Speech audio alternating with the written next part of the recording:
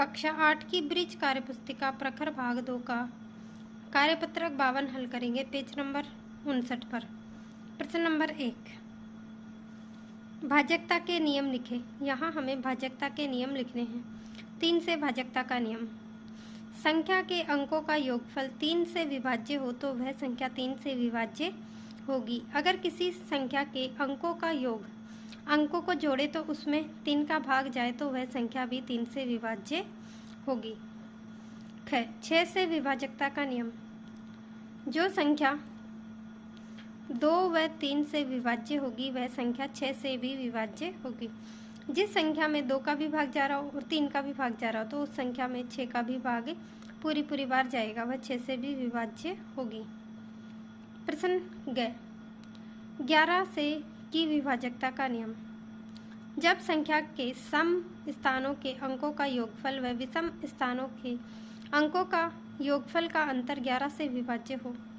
मतलब किसी संख्या के सम वाले अंक और विषम वाले अंक, सम वाले अंकों को अलग जोड़ लेंगे और विषम वाले अंकों को अलग जोड़ लेंगे, फिर सम में से विषम वाले अंकों को घटाएंगे, उन दोनों का अंतर करेंगे तो वह अंतर अगर 11 से विभाजित है या फिर शून्य आता है तो वह संख्या भी 11 से विभाजित होगी। प्रश्न नंबर 2, निम्नलिखित में से कौन सी संख्याएं 10 से विभाज्य होगी या नहीं, उत्तर दे। तो यहाँ हमें 10 से विभाजित संख्याएं देखनी है।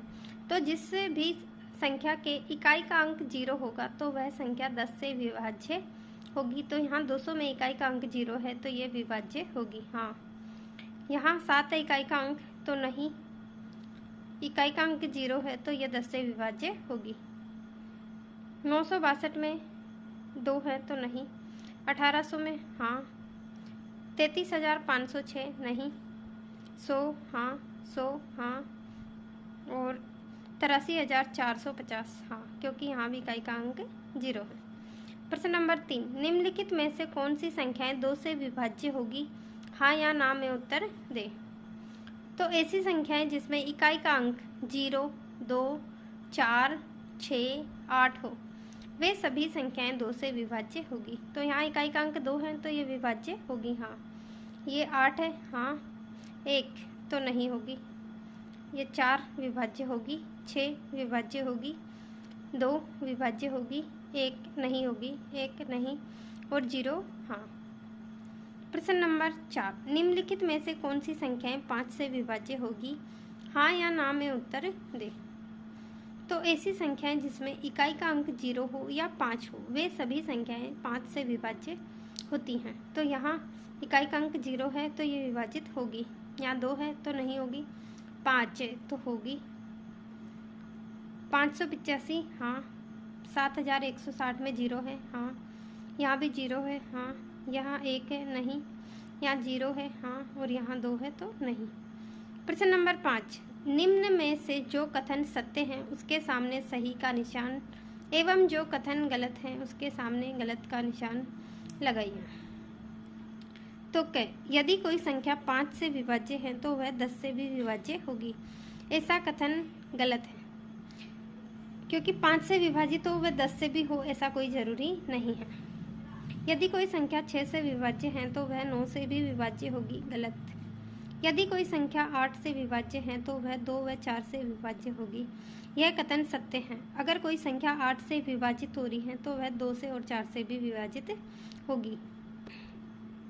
प्रश्न नंबर 5, विभाज्य के नियमों के आधार पर जांच करके बताइए। यहाँ हमें विभाजकता की जांच करनी है 2 से, 3 से, 4 से, 5 से, 6 से, 8 से, 9 से, 10 से और 11 से, और इस तरफ संख्या लिखी हुई है कि इनमें किस किस संख्या का भाग जाता है। तो 324 2 से, 224 2 से विभाज्य हैं, 4 से और 8 से।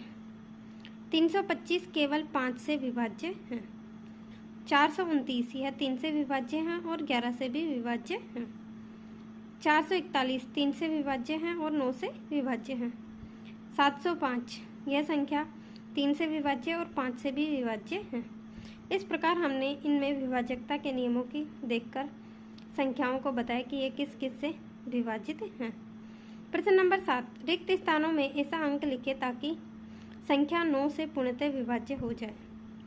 तो यहाँ हमें इनके अंकों का योगफल करना है और जितना वह योगफल 9 से विभाजित होगा तो इस संख्या भी 9 से विभाजित हो जाएगी। तो यहाँ हमने क में 8 रखा है, ख में 3 और यहाँ 33,800 3,38,571।